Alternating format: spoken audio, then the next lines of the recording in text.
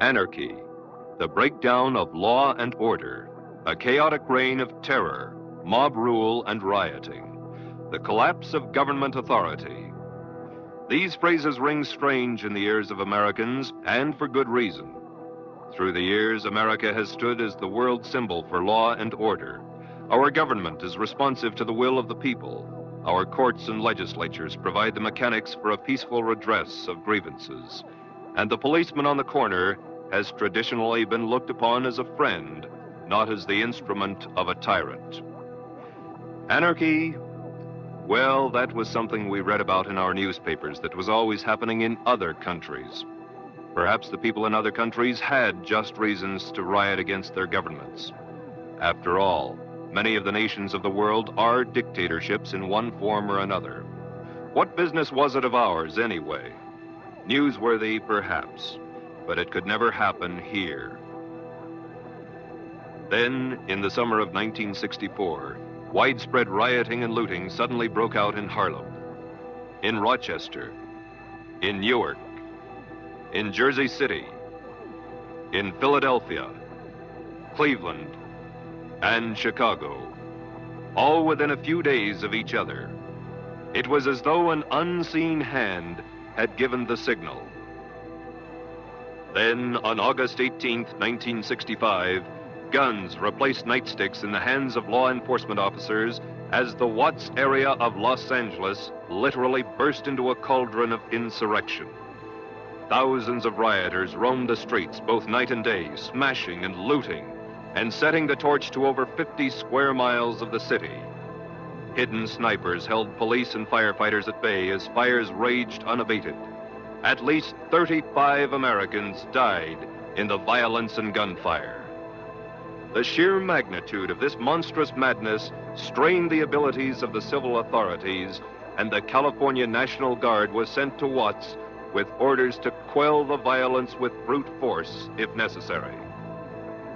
The spectacle of American soldiers shooting it out with American civilians was even more shocking than the rioting itself. The nation was stunned and horrified. No smugness now. This time, it wasn't a foreign country. This time, it was Anarchy USA. The degree of communist influence in these riots has been subject of much discussion and controversy. For a solution to this controversy, let's review the events of recent years, both at home and abroad, in light of the communists' own plans for world conquest. The communists disdain to conceal their views and aims. They openly declare that their ends can only be attained by the forcible overthrow of all existing social conditions. The most powerful enemy can be conquered only by exerting the utmost effort and by thoroughly, carefully, attentively, and skillfully taking advantage of even the smallest rift, of every antagonism of interest among the various groups or types within the various countries. Divide the people. Split them into quarreling factions, fighting among themselves rather than their common enemy. This is the comrades' first rule for the conquest of any country, for well do they know from long experience that the nation so divided and weakened can be easily conquered from within. For Mao Zedong, finding the point upon which to divide the people of China and create a revolution was comparatively simple. The Chinese for centuries had been principally tillers of the soil, eking a meager livelihood from land they did not always own and for which they paid tribute to landlords who generally had large holdings.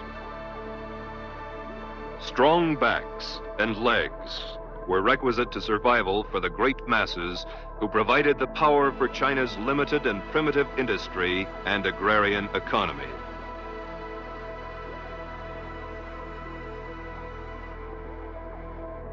A new regime promised reforms, but the communists were not interested in reform. They were dedicated to revolution. Because of the dissension and sabotage created by the insurrectionists and the reticence of some of the landlords and merchants to change the established traditions, the reforms were slow in coming. And so the rich and well-to-do were inclined to stay rich and well-to-do. And the lot of the poor fared only slightly better. And a minority of the Chinese peasants accepted the idea so subtly planted and avidly nurtured by the communist leaders. The so-called enemy of the people had been identified. It was the landlord. He was the cause of the misery and injustice. And so the point of division for the Chinese people was established.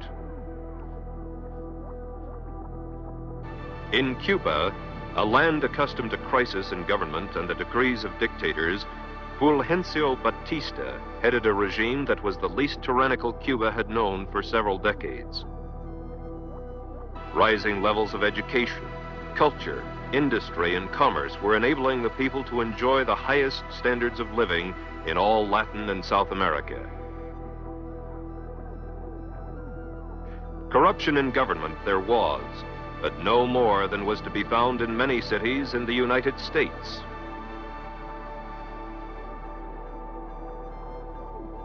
Fidel Castro, a young, well-trained communist revolutionary with much experience, seized upon the issue of corruption in government as he undertook the creation of his revolution. It was the government, said Castro. The government was responsible for the problems and oppression felt by the people. It was the dictator and his followers. It was the Batistianos. They were the enemy. In Cuba, as in all countries, there were the poor and the poorly educated who labored in the fields. Castro promised agrarian reform, which focused the discontent of the rural community upon the latifundista. They, too, were the enemy. And so the communists, experts at fomenting discontent, began to split the population into quarreling factions, setting Cuban against Cuban. Algeria is a creation of the French.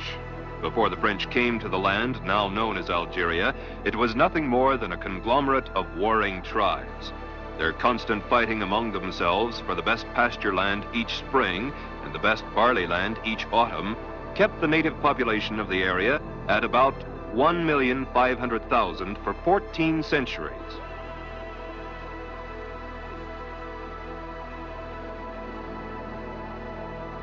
Today, after little more than 100 years of French rule, the population of Algeria stands at about 9 million. Under French dominion, the Algerian nation grew and prospered. The two cultures of Islam and Christianity were working together to create a good life. In the early 1930s, the dissident voice of the communist was heard among the people. At first it whispered, "The Algerian nation is not France, cannot be France, and does not wish to be France. Independence is the natural right of all peoples." As the seeds of disunity began to germinate, the dissident voice was heard more loudly to proclaim, "Islam is my religion. Arabic is my language. Algeria is my fatherland." And so, too, in Algeria, were the issues that were to divide the people clearly defined. It was to be Muslim against Christian, Arab against European, Algeria against France. The enemy was personified as the colon.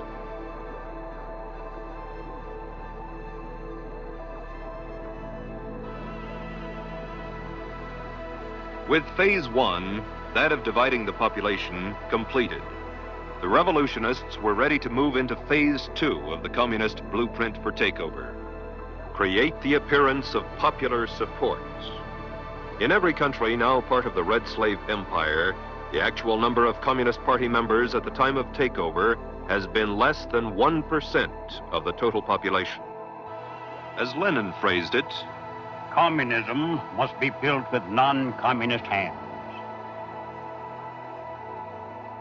By cleverly beguiling thousands of well-intentioned people into unwittingly supporting the revolutionary program, the dedicated 1% can trick the 99% into surrendering their birthright. This they do by hiding the true communist objectives behind appealing slogans, and pretended humanitarian goals. As Stalin explained, the revolutionary accepts reform in order to use it as a cover for his illegal work. in China, the propaganda mills were active in championing Mao's agrarian reform. The propagandists portrayed in vivid detail the hardships and injustices of the Chinese peasant. The communists popularized the slogan, "Land to the tiller." Mao Zedong exclaimed, "We are not striving for the social and political communism of Russia. Rather, we prefer to think of what we are doing as something Lincoln fought for in the Civil War, the liberation of slaves." In the United States, those books which praised Mao Zedong as non-communist and an agrarian reformer were advocated reading, and some even became book club selections. It was later revealed that many of the pro-communist books and articles were written and reviewed in this country by communists. The American people, unaware of the treachery, were conditioned to accept the enslavement of China's millions.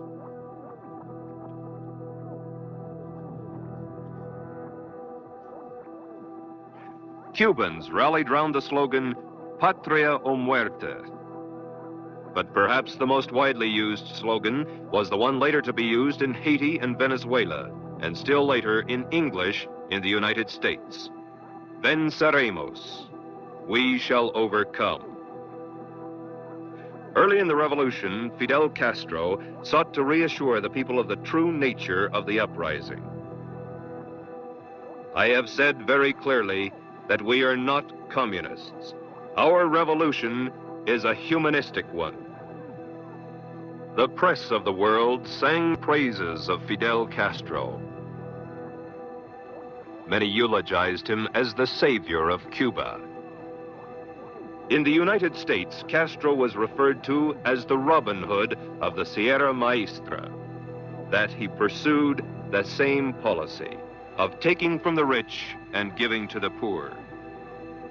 The nation's press was quick to report, "This is not a communist revolution in any sense of the word, and there are no communists in position of control. The only power worth considering in Cuba is in the hands of Premier Castro, who is not only not communist, but decidedly anti-communist." And so the Cubans and the Americans and the rest of the world were reassured that there was no infidel in Fidel.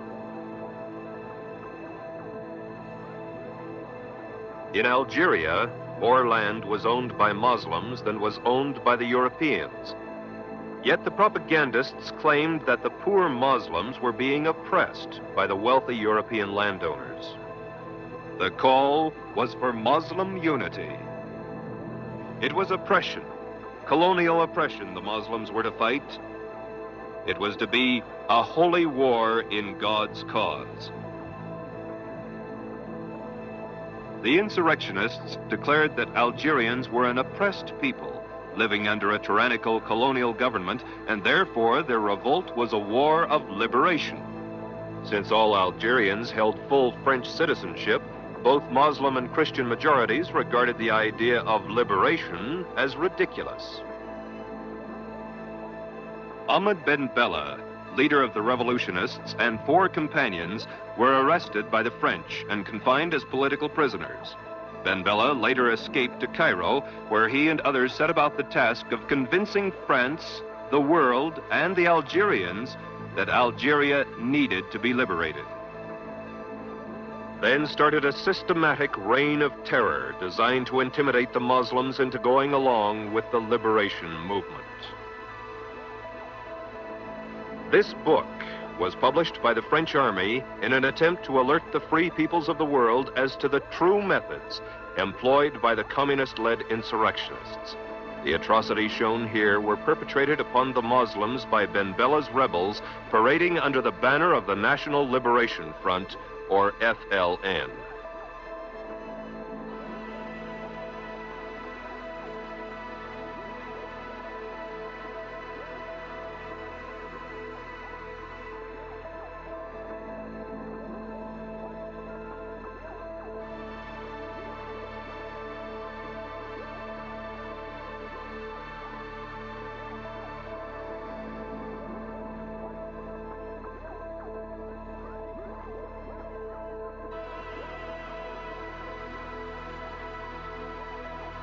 Men, women, and even children came under this merciless scourge in the name of freedom.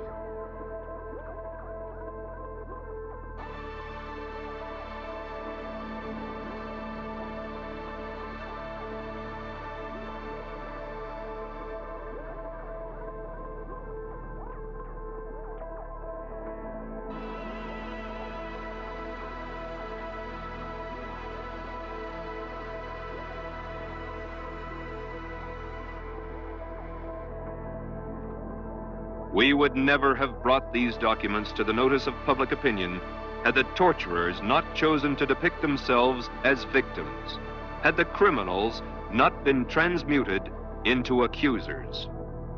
And that is exactly the way it appeared to the world. The French army was accused of police brutality. The godless revolutionaries were depicted as liberators. The insurrection was described as a popular and spontaneous uprising of the people.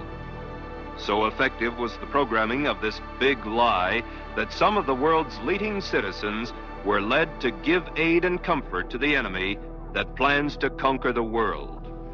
I am today introducing a resolution which I believe outlines the best hopes for peace and settlement in Algeria.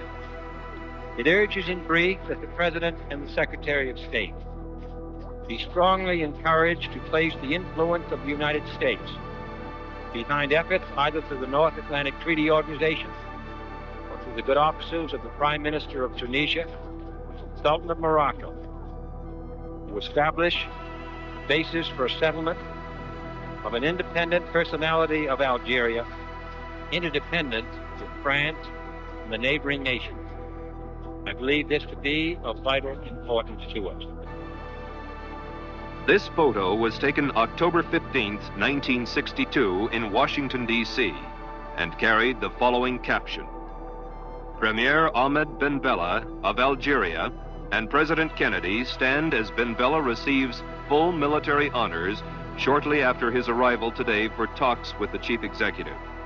Ben Bella is expected to thank Kennedy for having called for Algerian independence as far back as 1957.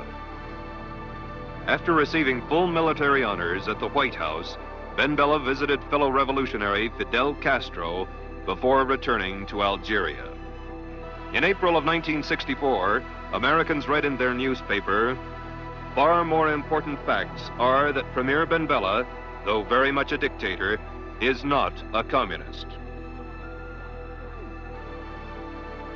1 month later, in May of 1964, Ben Bella was awarded the Lenin Peace Prize in Moscow.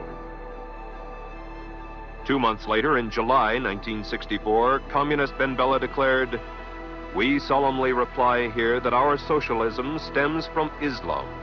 We repeat before world opinion that we are not communists."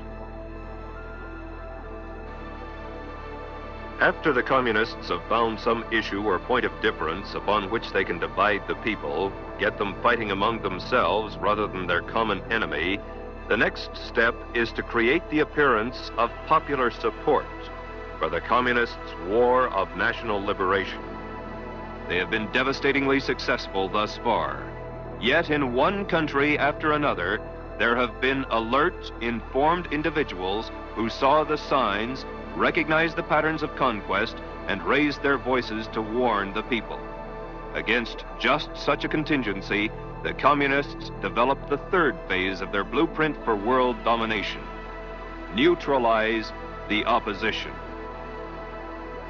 We can and must write in a language which sows among the masses hate, revulsion, and scorn toward those who disagree with us. A Communist Party directive issued in 1943 reads, Members and front organizations must continually embarrass, discredit, and degrade our critics. When obstructionists become too irritating, label them as fascist or Nazi or anti-Semitic. Constantly associate those who oppose us with those names which already have a bad smell. The association will, after enough repetition, become fact in the public mind. In China, the formula worked well. The word landlord became almost an invective. Those who worked for the government were looked upon as grafters. The government under Chiang Kai-shek was reviled as an enemy of the people, a fascist tool of the ruling class.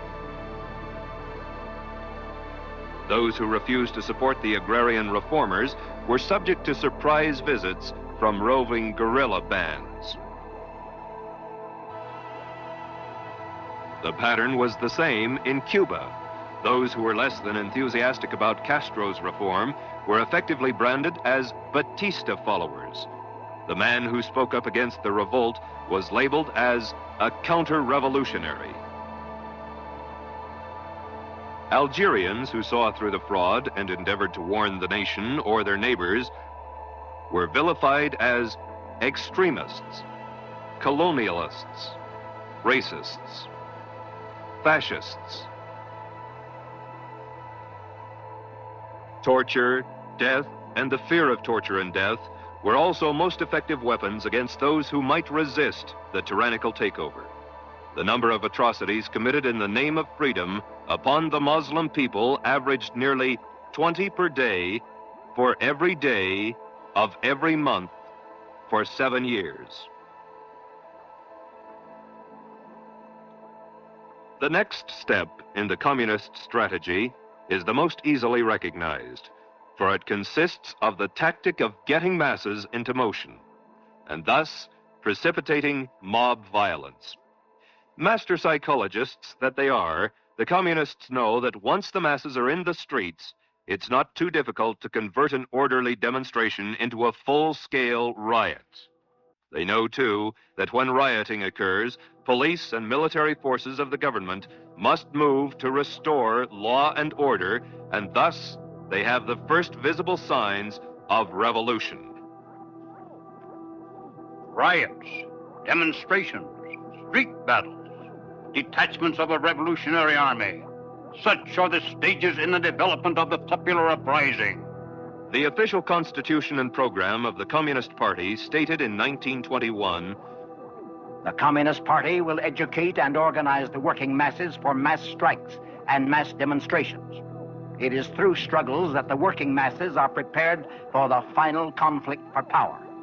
As these strikes grow in number and intensity, they acquire political character through unavoidable collision and open combat with the capitalistic state.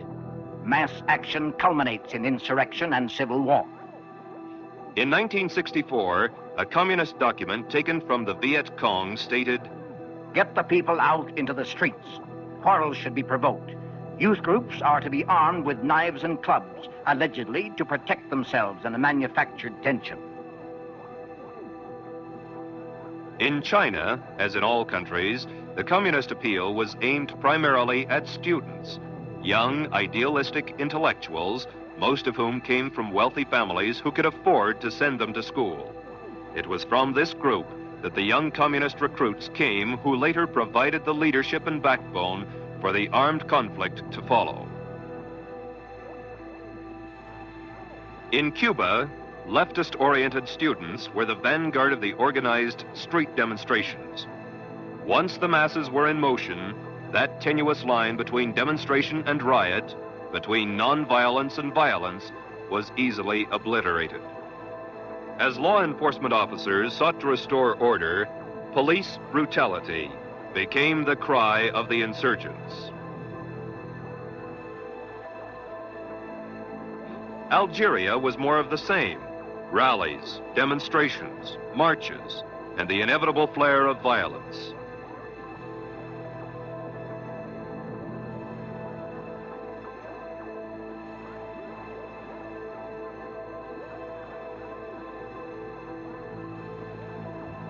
The invariable charges of police brutality were hurled as efforts were made to maintain law and order. When marches and demonstrations turn into riots in any country slated for takeover, the communists are then ready to implement the final stage of their blueprint for conquest. It takes only a handful of armed opportunists, criminals, and savages to create the semblance of revolution. Only insurrection and guarantee the victory of the revolution. The purpose of insurrection must be not only the complete destruction or removal of all local authorities and the replacement by new, but also the expulsion of the landlords and the seizure of their land. Chiang Kai-shek's nationalist forces had long been fighting the communist-inspired insurrectionists of Mao Zedong when the Japanese invaded the mainland of China.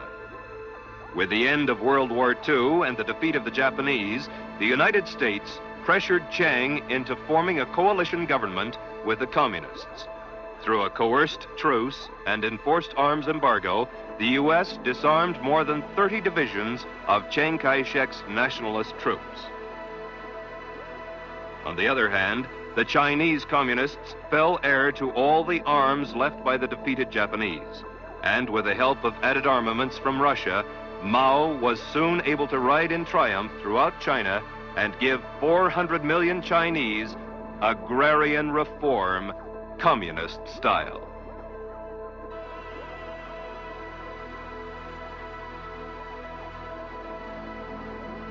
When it was time for the shooting to begin in Cuba, Fidel Castro received millions of dollars in cash and vast amounts of arms and ammunition from the Soviet Union and communist groups throughout the Western Hemisphere. At the crucial time in Castro's bid for power, the United States State Department declared an arms embargo against Batista's government, refusing to deliver even the arms that had already been paid for and were awaiting shipment. Yet, on the other hand, revolutionary sympathizers were delivering men, arms, and ammunition to Castro daily from the United States. And so the Abraham Lincoln of Cuba and the Robin Hood of the Sierra Maestra rode triumphantly into Havana, was wined and dined in the United States, was hugged before the United Nations, received the Lenin Peace Prize, and finally admitted in a speech given December 2nd, 1961, to all the world,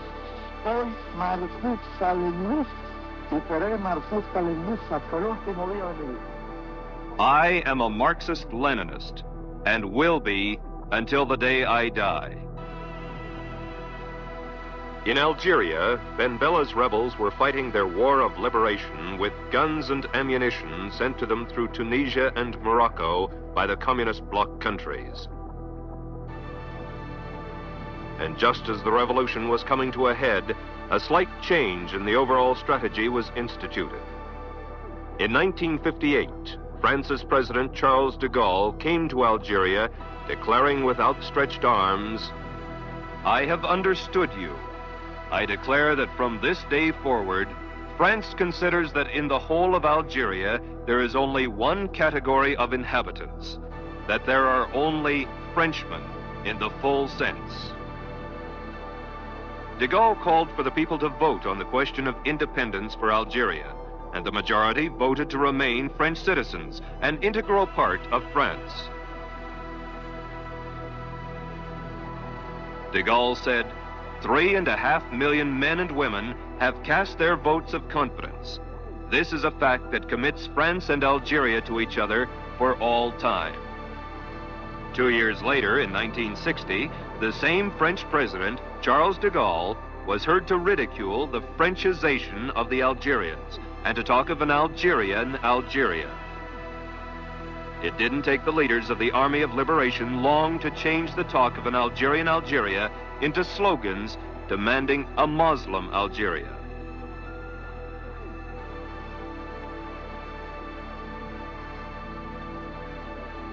Ultimately, the revolutionary Ben Bella returned to Algeria and in due course established a regime of which he said, we solemnly reply here that our socialism stems from Islam. We repeat before world opinion that we are not communists. And so it has been, with but minor variations in one country after another. Divide the people. Create the appearance of popular support. Neutralize the opposition. Precipitate mob violence. Create the semblance of a revolution.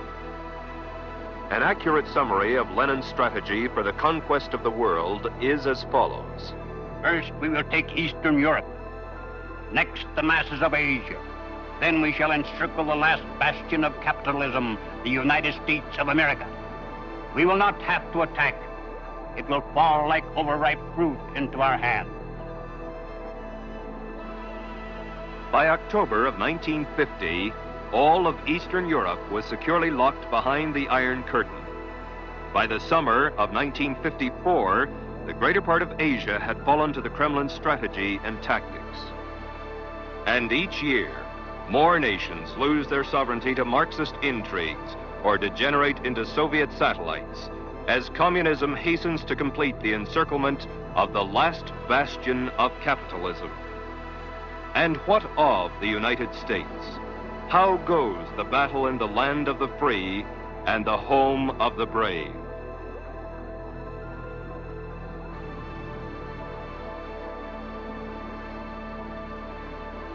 The communist plan for the conquest of the United States was explained to the American comrades by Moscow's agent, Joseph Pogany.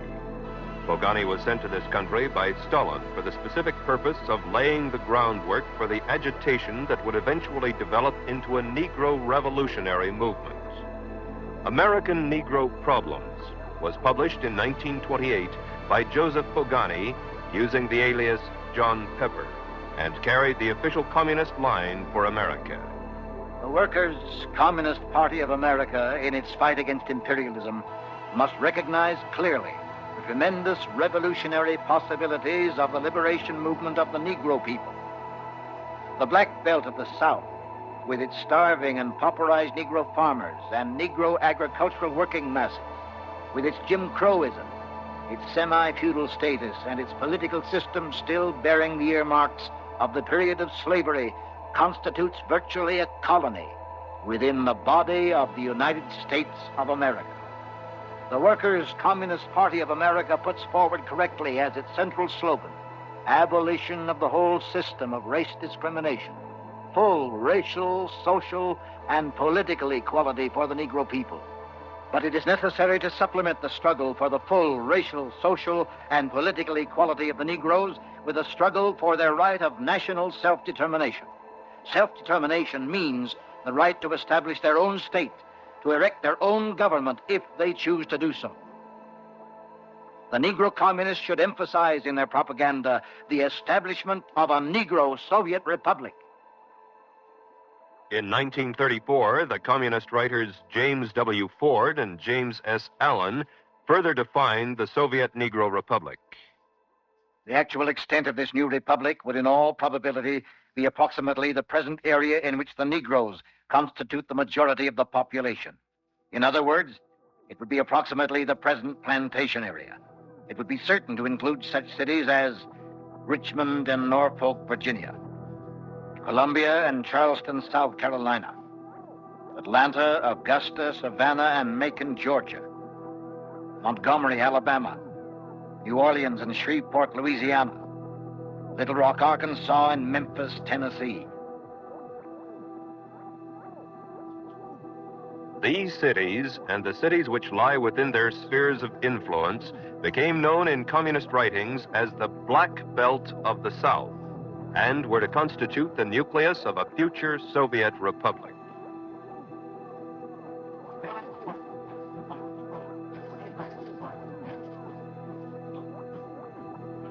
At the National Convention of the American Communist Party, held in New York City in June of 1940, James Ford, the Communist Party candidate for the Vice Presidency of the United States, said, "For the Negro in the South,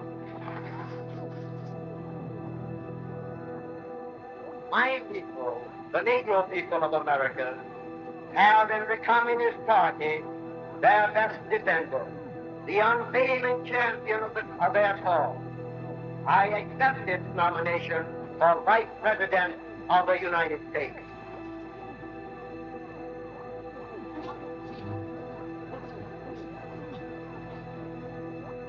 By this time, the communist champions of the Negro race had hidden the revolutionary ideas and slogans for a Soviet Negro Republic behind the humanitarian banners of jobs, security, civil rights, and peace.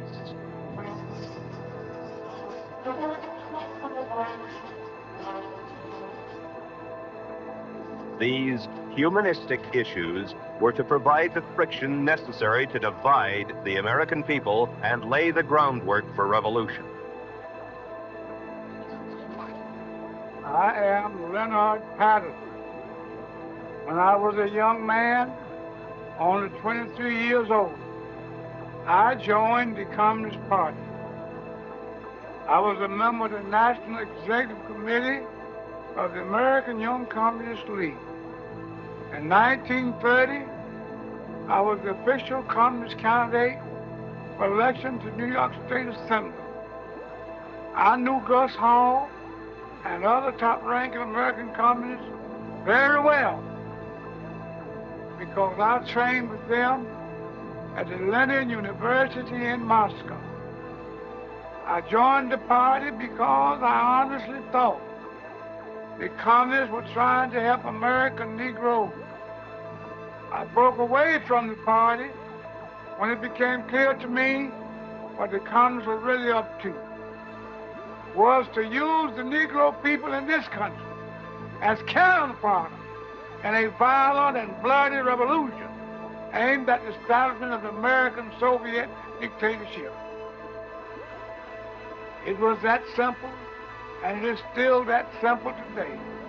Make no mistake about it. What is happening in the United States right now under the banner of civil rights is exactly what has happened in China, in Cuba, in Algeria, and many other places around the world. I'm Julia Brown. For 9 years, I was a member of the Communist Party, serving as an undercover agent for the FBI. During that time, I learned that the communist conspiracy had been planning and working for years to bring violent revolution to America. It was to be a communist revolution, but the great majority of the American people would not be allowed to realize that until it had already happened. If all goes according to the communist blueprint, Americans will believe that the chaos and violence has something to do with civil rights. Our enemies were quick to find our weakest point for their attack.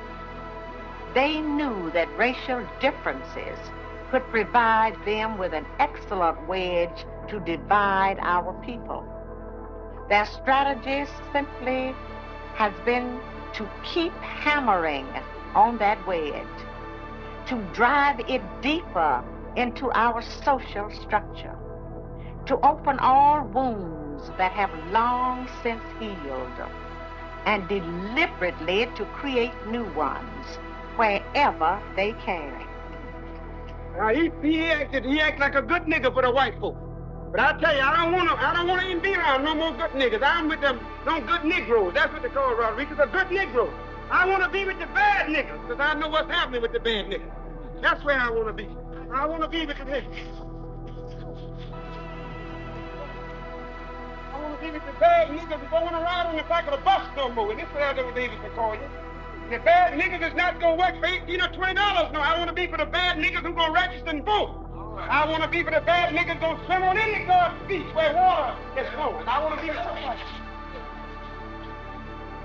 Lyndon Johnson is the biggest nigger lover in the United States.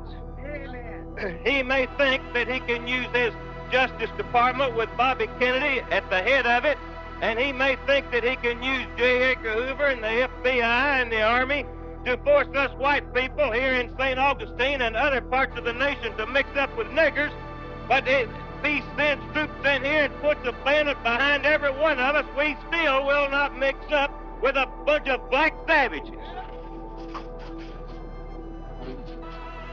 I'd like to say, in a real sense, not fellow freedom fighters, but fellow slaves. For we all are slaves, not only in this society, not only in this community, but all over this nation and all over the world. What you're doing here is very significant. It's very important. Then you follow up your friends and acquaintances and ask them if they want to help put this fight over, save this country from the onslaught of integration. You know the system is they want to throw white children and colored children into the melting pot of integration, throughout of which will come a conglomerated, mulatto, mongrel class of people. Both races will be destroyed in such a movement. I, for one, under God, will die before I'll yield 1 inch to that kind of movement.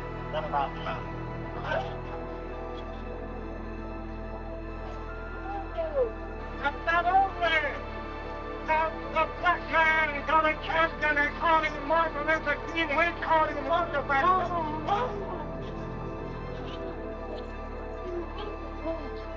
If God has some champions of the white man, and you can name Connie H as one of them.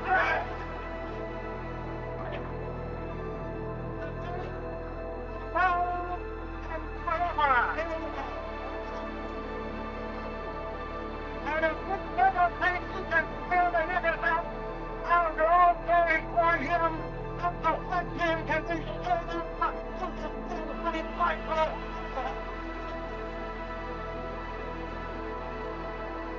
And so the seeds of dissension were sown among both the black and the white races.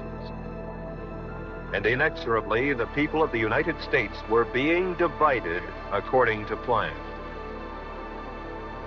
Among the so-called downtrodden and oppressed, among the supposedly starving and pauperized Negroes, the enemy was referred to as Whitey, Mr. Charlie, the Man, and the Ofe. Phase 1 was well on its way. Now it was time to implement Phase 2. Create the appearance of popular support. Beguile the people of the United States and the world into believing the pious fraud that the civil rights uprising, led by a handful of agitators, was a popular movement of the whole Negro race in the United States. Now, this doesn't mean that there isn't a legitimate need for the advancement of civil rights for many of our Negro citizens. Of course, there is a need there. Otherwise, communist agitators posing as civil rights leaders could never hope to enlist massive support for their schemes. The aspirations of Negroes for full equality were not created by communists, but they are used by communists in such a way that idealistic Americans of all races can be tricked into implementing the communist blueprint for revolution. Having been on the inside of the Communist Party, it's easy for me to recognize this revolutionary agitation in disguise.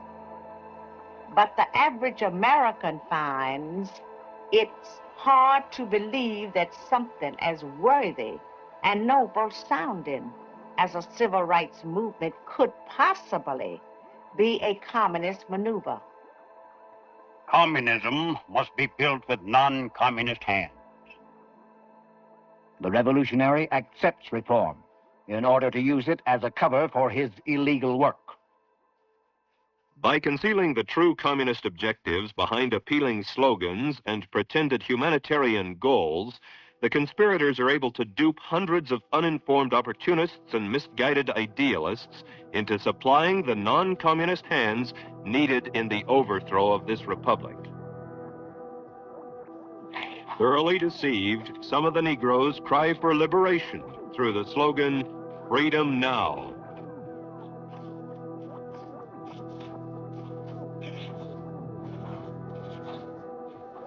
The Democratic slogan, "One man, one vote," has gained wide acceptance.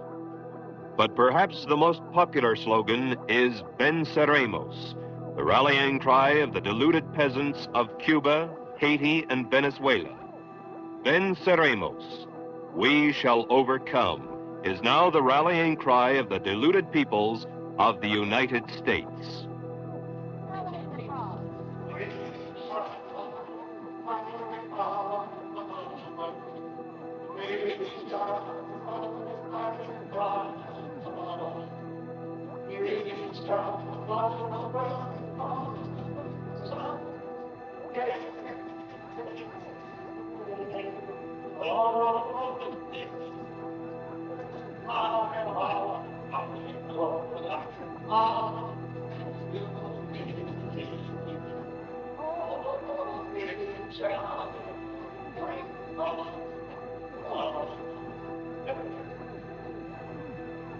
When I was studying communist tactics and strategy in Moscow, my instructors emphasized the importance of using honest grievances and popular slogans as a smokescreen to cover up the true nature of the revolution. We were taught how to use propaganda and arouse the emotion of the masses. We learned how to set one group against the other and to make them hate each other. We learned the necessity of having martyrs, and we were even told how to create our own martyrs if they did not automatically result from the atmosphere of hatred. We were taught the importance of getting large masses of people into the street, marches, and demonstrations. And finally, we were instructed in ways to take off riots and make them spread and to keep them going. When I returned to the United States, I was immediately given practical training. I participated in so-called nonviolent demonstrations that were deliberately calculated to irritate white people into violence against us. I personally was in charge of organizing a march on Washington to dramatize the Scottsboro Forest case. In New York, about 1935, a Negro boy was reported killed by the owner of a store while in the act of stealing some merchandise. Communist Party headquarters decided to make a march out of the boy. So we went right to work, putting out handbills and holding open air meetings. In less than a half hour after we started, there was a race right there on 125th Street, complete with smashing windows of white storekeepers, looting and all the rest. I'm not speaking of things I read about.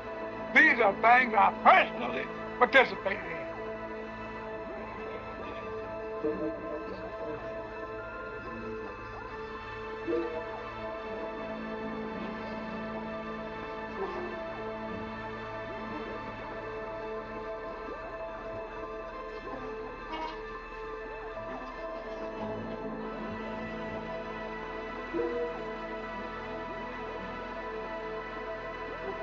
As it was in Cuba, so it was in Algeria.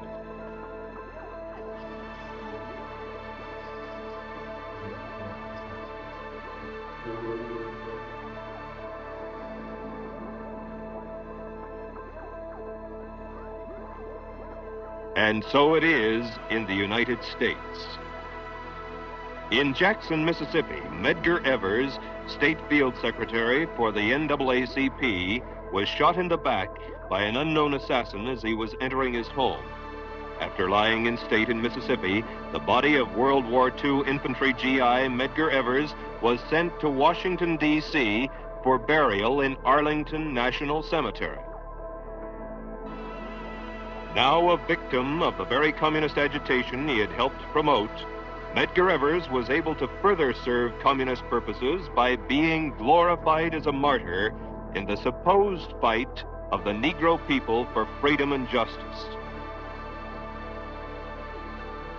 Medgar Evers' remains were buried with full military honors and nationwide news coverage.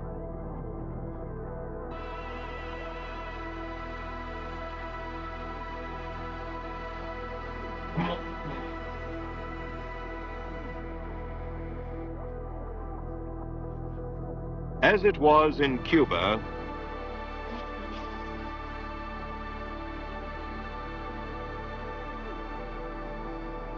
So it was in Algeria. And so it is in the United States. Mysterious bombings by assailants unknown plague the lives and property of the Negro people and serve to intimidate those who might speak out against the conspirators. The bombing of this Birmingham, Alabama church claimed the lives of 4 little girls attending Sunday school. A memorial service was held in Washington, D.C. for the 4 young victims, after which the mourners demonstrated their grief before the White House and the press. We were taught how to use propaganda, how to rouse the emotion of the masses. We learned how to set one group against the other and to make them hate each other. We learned to be said to have been martyrs. And we're even told how to create our own martyrs. If they didn't automatically result from the atmosphere of hatred. Divide the people, then create the appearance of popular support.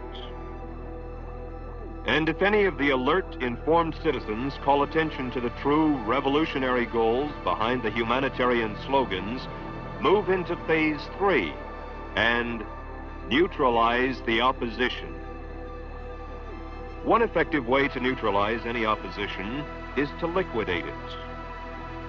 In the summer of 1965, a respected Negro farmer in Alabama dared to speak out critically against the civil rights revolutionaries.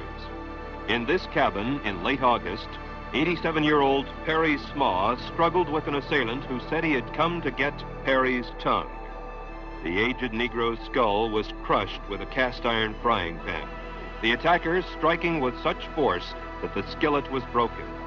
Then the intruder pulled Perry's tongue from his mouth and with a butcher knife cut it off all the way back to the old man's tonsils. Perry Smaw, the man who dared defy the conspirators, died 6 days later. In China, Cuba, and Algeria, terror was also a most effective weapon in intimidating and neutralizing the opposition. And there's another, even more widely used method of neutralizing and paralyzing opposition to communism's conquests. We can and must write in a language which sows among the masses hate, revulsion, and scorn toward those who disagree with us.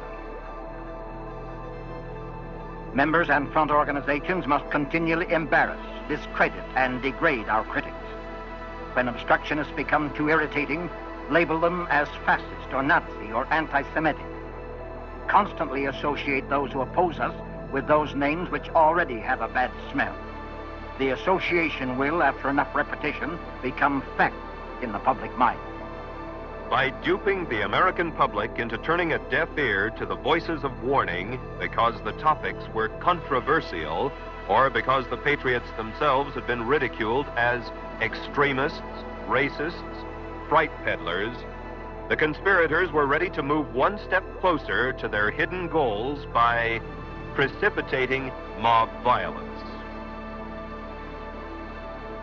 Riots, demonstrations, street battles, detachments of a revolutionary army. Such are the stages in the development of the popular uprising. The Communist Party will educate and organize the working masses for mass strikes and mass demonstrations. It is through struggles that the working masses are prepared for the final conflict for power. As these strikes grow in number and intensity, they acquire political character through unavoidable collision and open combat with the capitalistic state. Mass action culminates in insurrection and civil war. We've been studying history, studying civics, but right now you got to put your history and your civics in the streets. You got to make the Constitution real. You got to make democracy real. Since 1960, since February the 1st, 1960, more than 50,000 of your fellow students have been arrested and jailed, beaten, placed police doors and water hoses. Before we see real freedom, before we be able to walk down these streets with a sense of dignity and with a sense of pride, and walk in freedom, No doubt there will be more jailings, more beating, more water hoses, more drugs.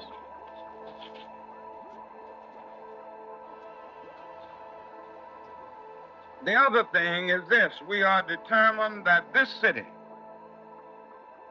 will not celebrate its quadricentennial as a segregated city. If that celebration...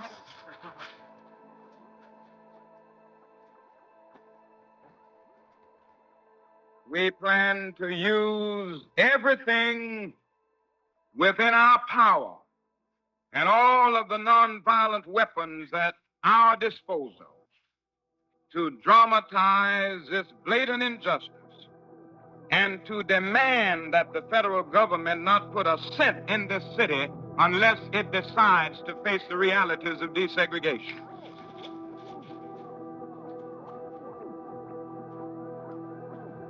Next time, when Martin Luther King said march, we're going to have our marching shoes.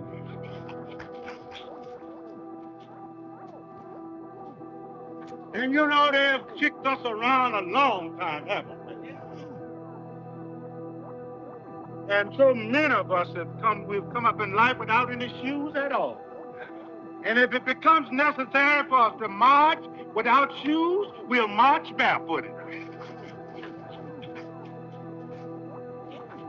I don't like the way you're clapping tonight. Are you ready to march? Are you ready to march?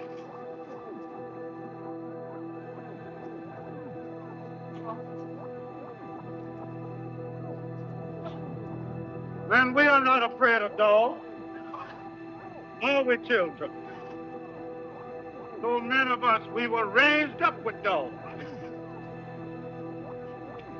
And we have had to live the life of dogs right here in the United States of America.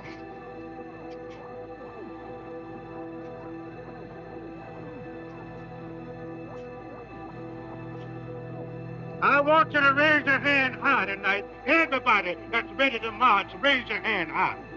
Raise it high. Are you ready to march? Are you ready to march?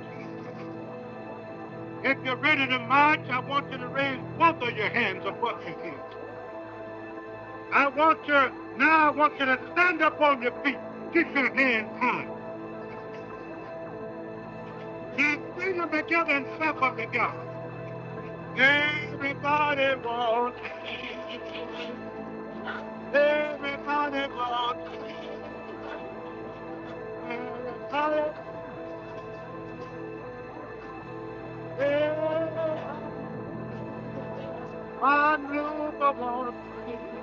And so, many were tricked into helping create the appearance of popular support for a conspiracy that hid its true objectives behind appealing slogans and humanitarian goals. A detachment of the deceived staged sit-ins. A handful of the hoaxed made freedom rides. A portion picketed and protested, while still others boycotted buses.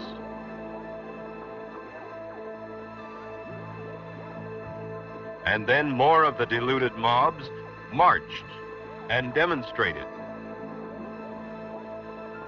As it was in Cuba, where the leaders of the humanistic revolution marched with arms locked in camaraderie, so it is in the United States, where the leaders of the freedom movement march with arms locked in brotherhood.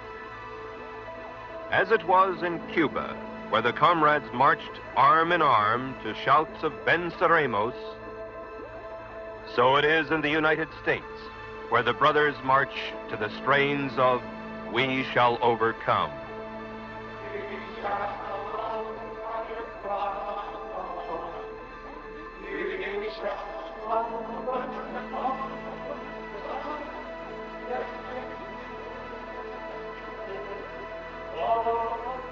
In 1965, Martin Luther King explained the purposes of the marches and demonstrations as follows. The goal of the demonstrations in Selma, as elsewhere, is to dramatize the existence of injustice and to bring about the presence of justice by methods of nonviolence. Long years of experience indicate to us that Negroes can achieve this goal when four things occur. First, nonviolent demonstrations go into the streets to exercise their constitutional rights. Second, racists resist by unleashing violence against them. Third, Americans of conscience, in the name of decency, demand federal intervention and legislation. Fourth, the administration, under mass pressure, initiates measures of immediate intervention and remedial legislation. Ready to march with us. I didn't hear from everybody. Are you ready to march? As Martin Luther King said, demonstrators staged a huge march on Washington, D.C. to dramatize their demands. They staged demonstrations across the country. And as Martin Luther King said, violence was unleashed. Then, accordingly, the federal government intervened and a vicious legislative step on the road to tyranny was enacted in the form of the Civil Rights Bill of 1964. Their cause must be our cause too. Because it's not just Negroes, but really it's all of us who must overcome the crippling legacy of bigotry and injustice. And we shall overcome.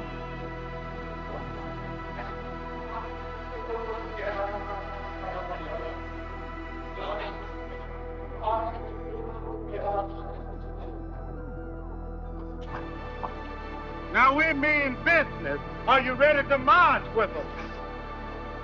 As Martin Luther King said, the demonstrators staged a huge march from Selma to Montgomery, Alabama, to dramatize their demands.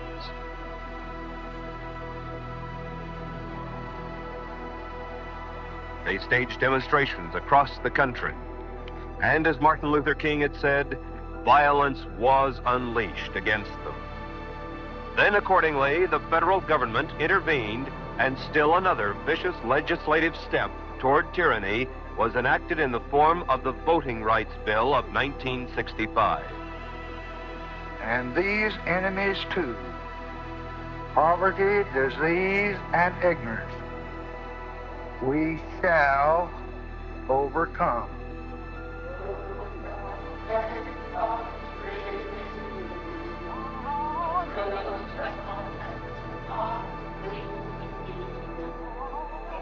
I broke away from the party when it became clear to me what the communists were really up to was to use the Negro people of this country as cannon fodder in a violent and bloody revolution aimed at the establishment of an American Soviet dictatorship.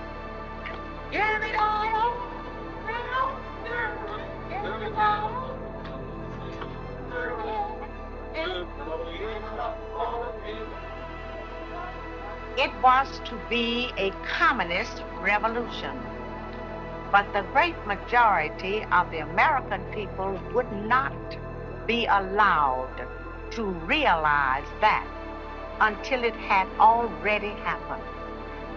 If all goes according to the communist blueprint, Americans will believe that the chaos and violence has something to do with civil rights.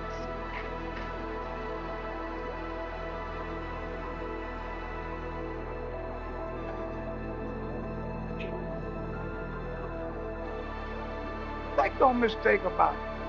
What is happening in the United States right now under the banner of civil rights is exactly what has happened in China, in Cuba, in Algeria, and in many other places around the world.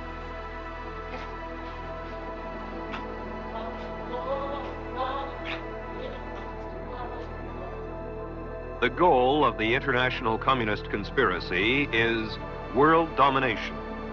They have thus far been highly successful in accomplishing the step-by-step objectives necessary for reaching that goal. In the United States, the communist plans call for two revolutions at once. A revolution of a supposedly oppressed proletariat or working class against a capitalistic system that is supposed to breed wage slavery, unemployment, poverty, crises, and war. The second revolution is a revolt of the supposedly poor and oppressed Negroes of the Black Belt against the supposed lynching, segregation, social ostracism, and exploitation of the white man. Currently, what the communists call their Negro Revolutionary Movement, now masquerading behind the humanitarian banners of civil rights, is contributing tremendous momentum to the communist plans to take over the United States. Divide the people. Get them fighting among themselves rather than their common enemy. Create the appearance of popular support through a favorable press and the use of terror, intimidation, and the creation of martyrs. Make the world believe the revolution is a popular one, particularly among those being liberated. Neutralize the opposition. When obstructionists to the cause become too irritating, label them as fascist, Nazi, anti-Semitic, extremist, racist, controversial. Precipitate mob violence. Get the mobs into the streets. March and demonstrate. As the demonstrations grow in number and intensity, they will acquire political character through the desired collision and open combat with the forces of law and order. Since mass action culminates in insurrection and civil war, what of the fifth principle of the communist strategy? Create the semblance of revolution.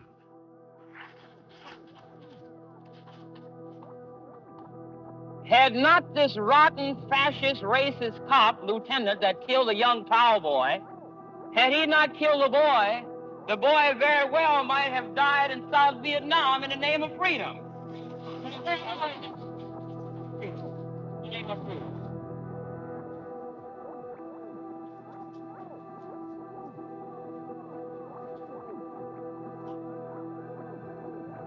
I was also asked to tell you not to get your passion so high, not to get too worked up. However, I think many of us are going to have to choose where we're going to die at. Where are we going to die at?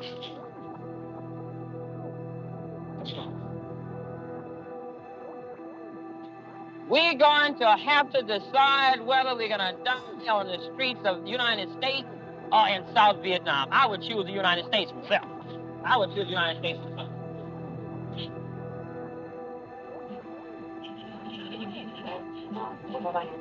From Havana, Cuba, free territory of the Americans. Radio Free Dixie invites you to listen to the free voice of the South. Stay with us for music, news, and commentary by Robert F. Williams. Robert F. Williams, a fugitive wanted by the state of North Carolina and the Justice Department, broadcasts weekly revolutionary messages beamed into the United States from Cuba. We shall take the torch of freedom and justice into the streets of America, and we shall set the last great stronghold of Yankee imperialism ablaze with our battle cry of freedom. Freedom now or death. For our people. In the monthly newsletter published in Cuba and sent into the United States through Canada, the revolutionist Williams tells the Negroes of this nation, we must be willing to suffer jail. We must be willing to suffer death. We must be willing to kill for freedom. There are Gestapo policemen on every street corner. It's just like Mississippi. And I predict things are going to grow worse. In fact, I think policemen are going to be dead before this situation is over.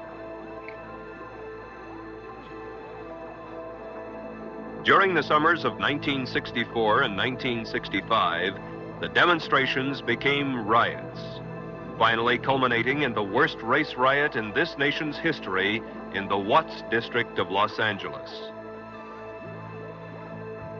Across the United States, Law enforcement officers were dead, and Negroes did die in the streets, and the situation was far from over. 7 days after the rioting broke out in Watts, a new newspaper started publication, the voice of all the oppressed and exploited.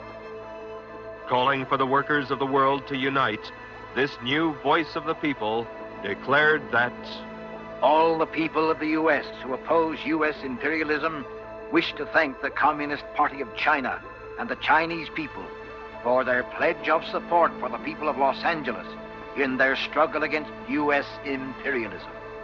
In keeping with communist principles and expectations, the atmosphere of hatred generated in the Watts riot resulted in 32 martyrs for the cause of liberation. In their memory, we pledge to destroy U.S. imperialism. In 1928, and again in 1934, and still again in 1965, we hear, the Negro people constitute a nation in the Black Belt of the South. And lest there should be any misunderstanding, Nobel Peace Prize winner Martin Luther King followed the example of Lenin Peace Prize winner Fidel Castro and Lenin Peace Prize winner Ben Bella, and protested that, I am sick and tired of people saying this movement has been infiltrated by communists and communist sympathizers. There are as many communists in this freedom movement as there are Eskimos in Florida.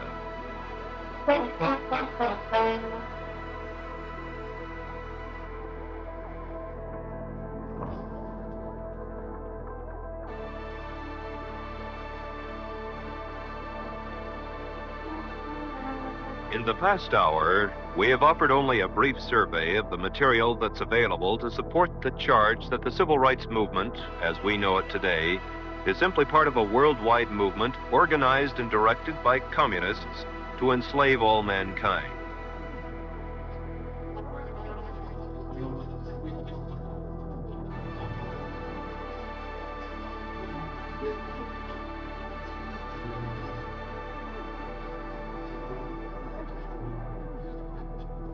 There are hundreds of additional witnesses and thousands of additional facts to testify to the communist involvement in the American civil rights movement, but the limitations of time prevent their inclusion here.